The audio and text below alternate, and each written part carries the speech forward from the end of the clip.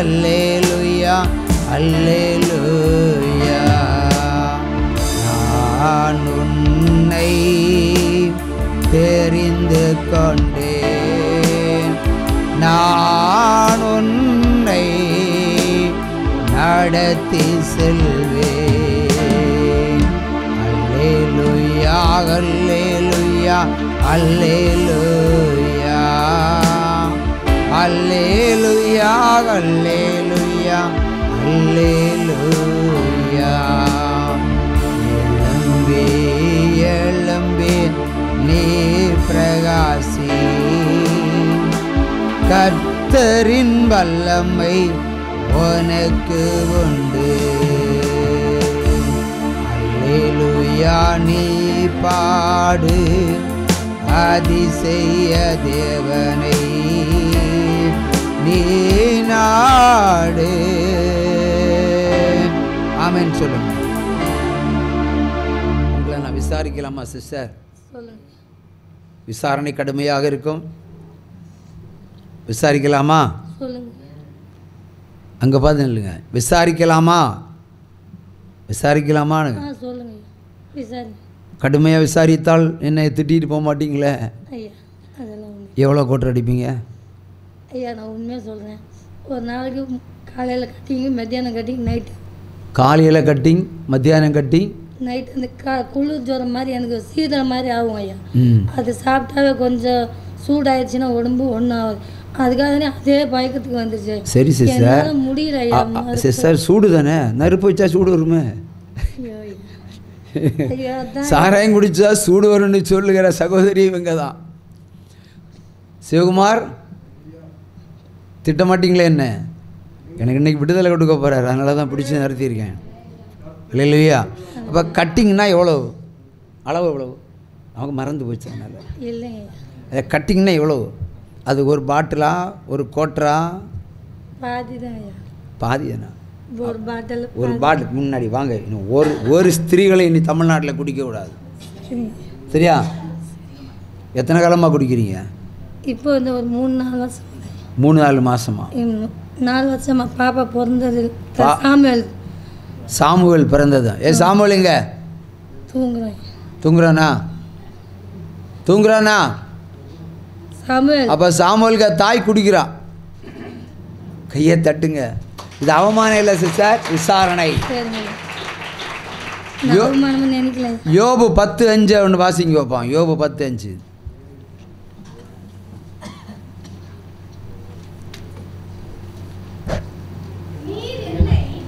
நீர் என் அக்கிரமத்தை கிண்டி கிளப்பி என் பாவத்தை ஆராய்ந்து விசாரிப்பதற்கு உம்முடைய நாட்கள் ஒரு மனுஷனுடைய நாட்களைப் போலவும் உம்முடைய வருஷங்கள் ஒரு புருஷனுடைய ஜீவ காலத்தை போல் இருக்கிறதோ. உற்சாம கையை தட்டலாம். எத்தனை பிள்ளைங்க சிஸ்டர்? எனக்கு 4 பிள்ளைங்க. இங்கே குடிச்சு செத்து போனால் என்ன பிரயோஜனம் சிஸ்டர்? ஒருத்தன் இறந்துட்டான் முன்ன ஜீவன், அதுக்கடுத்து தான் சாமியல். மொத்தம் எத்தனை பிள்ளைங்க? இப்போ 3 இருக்குது. இப்போ 3 இருக்குது, 1 போயிடுச்சு. அப்போ இனி குடித்தா அது இருக்கிறதையும் தூக்கிடுவார். நான் ஓப்பனாக சொல்கிறேன். சரி, அதனால் என்ன செய்யணும்? நான் மருந்து தொட மாட்டேன். புக் கையில் இருக்கா? கொண்டு வந்தியலா? என்னதுங்கய்யா? பேக்லேட்டு வச்சுருக்கா? என்னது பாட்டில்? ஐயோ இல்லைங்கய்யா. நம்ப முடியாது. இல்லைங்கய்யா. நல்ல புருஷன் கிடச்சிருக்கான், இல்லைன்னா அடித்து தொங்க விட்டுருப்பார். சாத்தான் அவர் சொன்னார், பிசாசனால அவர் குடிக்கிறாருன்னு சொன்னார். குடிக்கிறது பாவம் சிஸ்டர், புரியுதா? என்ன, நான் எடுக்க போகிற திரைப்படம் அதிகாலை, அந்த படத்துக்கு பாட்டு எழுதுக்கு போகிறேன். நான் இவர் தான் மியூசிக் போடுறது, இவர் தான் மியூசிக்னு என்னான்னு தெரியாது. காலத்தில் இவாள் 2 கிச்சுன்னு அடிச்சுக்கிட்டு எழுதுங்கன்னு நான் எழுதுறேன். நான் பாடுவேன், நான் எழுதி தரதுக்கு நீங்கள் மியூசிக் போடணும். போட முடியுமா பிரதர்? போட முடியுமான்னு ஒரு கேள்வி கேட்குறேன். போடலாம். அப்போ அன்றைக்கி ஏன் என்ன ஓட்டு பிடிச்சி கேள்வி கேட்டீங்க? நான் மியூசிக் என்ன போட்டார், மியூசிக்னே தெரியாத காலத்தில் ஆக்கிட்டு பாடுறதுங்க அண்ணன். மியூசிக்கை பற்றி தெரிஞ்சால் தானே பிரதர். இப்போ அவங்க குடிக்கிறாங்க, குடிக்க அருமை தெரியும், புரியுதா? குடிக்க அருமை தெரியும். அந்த சூடு கொஞ்சம் கம்மியாகுது, குளிர் கொஞ்சம் கம்மியாகுது, சூடு வருது. ஆனால் இருதயம் வந்து போயிடும் இல்லை சிஸ்டர்? கிட்னி போயிடும்ல, கண் பார்வை போயிடும்ல. ஃபீல் பண்ணுறீங்களா சிஸ்டர்? கண்ணீரை காணல. அதான் கடுமையான விசாரணை என்பது. அப்போ பாட்டில் போனார். கடைசியில் நான் திரும்ப வந்துட்டேன். எனக்கு ஒன்றும் புரியல. நாளைக்கு வரலாம், மறுநாளைக்கு போகிறேன். அன்றைக்கும் பிஸ்னஸ் ரொம்ப சூப்பர்லாம், நல்ல வியாபாரம், நல்ல இருங்க கேட்குறேன். வியாபாரம் அதிகமாக இருக்கிறனால அது பாட்டை பற்றி யோசிக்கல. இவங்கெல்லாம் மியூசிக் வச்சுட்டு எங்கே ஆளை காணணும். நான் வண்டி எடுத்து திரும்ப பைக் எடுத்துகிட்டு போகிறேன். போகும்போது ஆண்டவர் தந்த வரிகளாகும். சினிமாக்காக பாட்டு எழுதுறது. அதில் அவர் சொன்னார், தாய்ப்பால் எல்லாம் மதுவின் மனமாச்சடா, தேசமெங்கும் மதுவான கடைகளடா. கையை தட்டுங்க. இந்த ஒரு 2 வரியையும் ஆண்டவர் தந்தார். பிற 8 நிமிஷம் அங்கே போட்டு விட்டோம். அந்த பாட்டு 8 நிமிஷம் ஓடும். அதெல்லாம் நிறைய பிலாசபிலாம் வரும். ஆண்டவர் தான் சொன்னார். அப்போ ஆண்டவர் அன்னைக்கு என்ன வச்சு எழுதியிருக்காருன்னு பாருங்க, மதுபானம், அதாவது தாய்ப்பால் எல்லாம் மதுபான மனமாச்சடா. உலகத்திலே மிக சிறந்த சத்து பொருள் எது? தாய்ப்பால். அதுக்கு ஒப்பான ஏதாவது உணவு உண்டா? கிடையாது. அந்த தாய்ப்பால் குடித்தாலே பிள்ளைகள் பெருசாக வளரும். அப்போ இவங்க தாய்மார்கள் சாராயம் குடித்தா அந்த தாய்ப்பாலில் மதுபானத்தினுடைய மனம் இருக்கின்ற கர்த்தராய தேவன் என்னை கொண்டு எழுத வச்சார். அப்போ நீங்கள் தாய்க்கு பிள்ளைக்கு பால் கொடுக்கறது சாராயத்தினுடைய மனத்தை, புரியுதா? அப்படி எழுதினார். அன்னைக்கு தான் ஒரு கூட வரி விட்டு எழுதினார், சின்ன வீடு சிக்கலடா, கட்டிய மனைவி வசந்தமடா, ஆவிக்குரிய மனைவி சொர்க்கமடா. கையை தட்டுங்களா? அல்லேலூயா. இனி குடிப்பீங்களா இல்லையா? குடித்தா கேரண்டி கிடையாது, வாரண்டி கிடையாது. உங்களுக்கும் கிடையாது, உங்கள் பிள்ளைகளுக்கும் கிடையாது. தூர்வாரி எடுத்துருவார். சரியா? நம்பலாமா? இது கர்த்தருடைய விசாரணை. அல்லேலூயா. கூட பாடுங்க. அல்லேலூயா அல்லேலூயா அல்லேலூயா அல்லேலூயா. நான் உன்னை தெரிந்து கொண்டேன், நான் உன்னை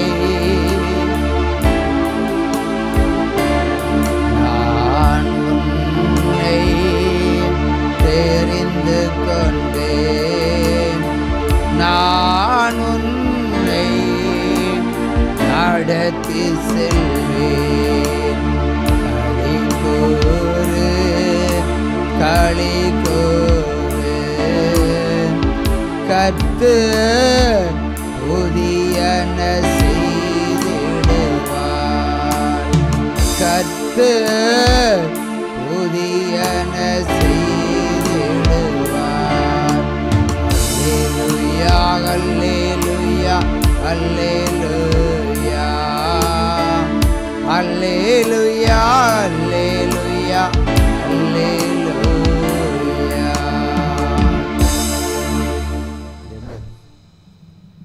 என்ன வேலை பார்க்குறீங்க சிஸ்டர்? பஸ் ஸ்டாண்டில் வியாபாரம்.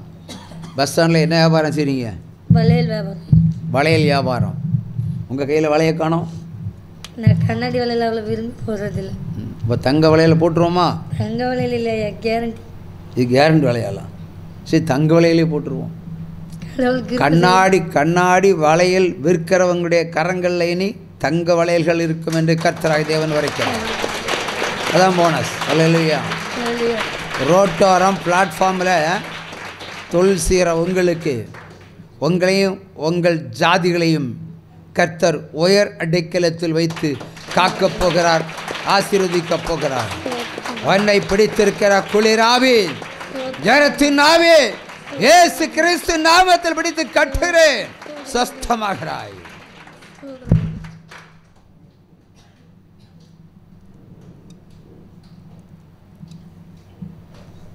இதான் இனி கோட்ரு. போய் உட்காருங்க. ஹல்லேலூயா.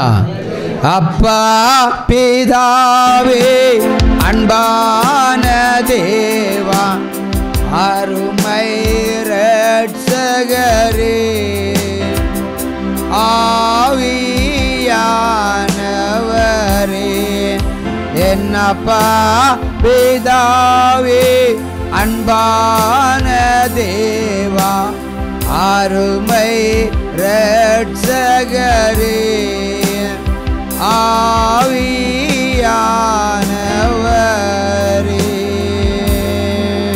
அல்லேலூயா, அல்லேலூயா. நம்ம அப்பா தான் நல்ல ஒரு இரட்சகராக இருக்க முடியும் இல்லையா?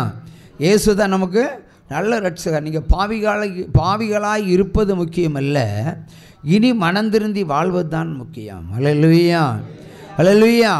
சாத்தான் சோதித்தால் யாருமே பாவம் செய்ய முடியும். சவுலை குறித்து வேதம் என்ன சொல்கிறது? சவுல் ஒரு பயங்கரமான தீர்க்கதரிசி, சவுல் ஒரு பயங்கரமான ராஜா. சவுல் இடத்துல தேவனுடைய அபிஷேகம் உண்டு, வல்லமை உண்டு. ஆனாலும் பிற்காலங்களில் அவன் பின்வாங்கி போனதினால் அவன் சோதிக்கப்பட்டு பாவம் செய்தவனாக மாறினான். கொலை செய்கிற அளவுக்கு அவன் மாறினான். மிருக வெறி அவனுக்குள் வந்தது. அந்த ஆவியை அனுப்புனது யார்? ஆண்டவர் தான் அனுப்பினார். அல்லேலூயா, அல்லேலூயா. 1 சாமுவேலில் சொல்லப்பட்டிருக்கிறது, கர்த்தர் சவுல் மேல் பொல்லாத ஆவியை அனுப்பினார். பொல்லாத ஆவியை அவர் தான் அனுப்பினார். அப்போ இதில் யார் குற்றவாளி சொல்லுவோம்? யார் குற்றவாளி? ஆண்டவர் குற்றவாளியா? நான் கேட்டேன்னு அப்படியே சொல்லலாமா? என் ஆண்டவரை குற்றவாளின்னு சொன்னதை அவங்கள விட்டு வைக்க மாட்டேன்ல. இருந்தாலும் சொல்லுங்க, அவர் வாதத்துக்கு சொல்லுவோம். சவுல்கிட்ட ஒரு பொல்லாத ஆவியை ஆண்டவர் ஏன் அனுப்பினார்? எதற்காக அனுப்பினார்? சோதிப்ப, பின்வாங்கி போனபடியினால். எஸ், அதான் பாயிண்ட். அதாவது கர்த்தருடைய நியமங்களில் ஒரு மனிதன் நடக்கணும், பிரமாணங்களை நடக்கணும். பிரமாணத்தை விட்டு வழி தப்புனா ஆண்டவர் பொல்லாத அனுப்பிடுவார், கொள்ளாத வியாதியை அனுப்பிடுவார். அப்படி தான் சவுல்.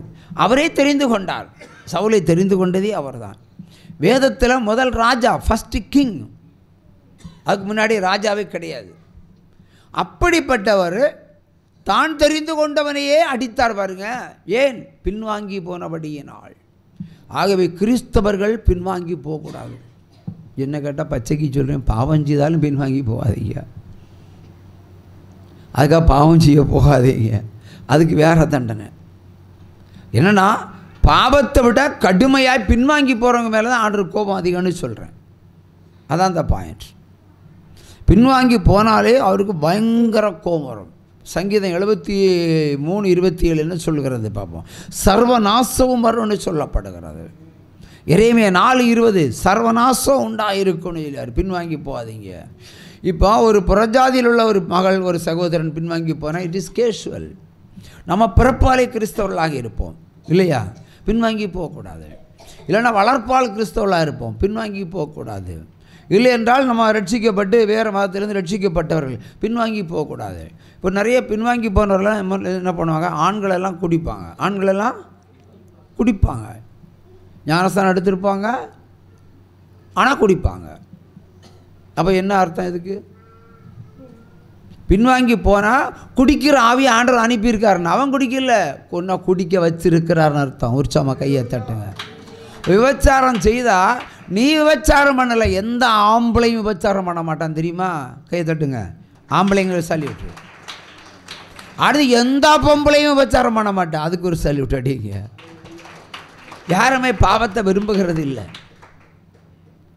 யாரும் பாவத்தை நேசிக்கிறது இல்லை. ஆனால் சாத்தான் உள்ளே புகுந்துருவான், புகுந்து பாவம் செய்ய வச்சுருவான். இதுதான் சப்ஜெக்ட். அப்படின்னா நீங்கள் தேவனுடைய நாமத்தை எங்கேயோ தூசித்திருக்க வேண்டும், இல்லை என்றால் தேவனை விட்டு விலகி இருக்க வேண்டும். அப்பொழுதுதான் இந்த ஆவிகளை ஆண்டவர் அனுப்பியிருப்பார். அனுப்புனால் நம்ம சாத்தானை போல, நான் ஒருத்தர் இருமிட்டு இருக்கல, நீங்கள் ஒரு கேள்வி கேட்கலாம்ல என்கிட்ட, ரொம்ப நேரமாக இருமிட்டு கும்முன்னு இருக்கா, ஏன்னு கேளுங்களேன். என் ஊழியம் என்னன்னு உங்களுக்கு போக புரியும். யாராவது கேளுங்க. சைலண்டாக இருக்குது. ஏன்னா எல்லாருக்கும் ஜீவராணி, உங்களுக்கு ஜீவன் மாதிரி இல்லையா? ஒரு கேள்விக்கு தானே கேட்க சொன்னேன்.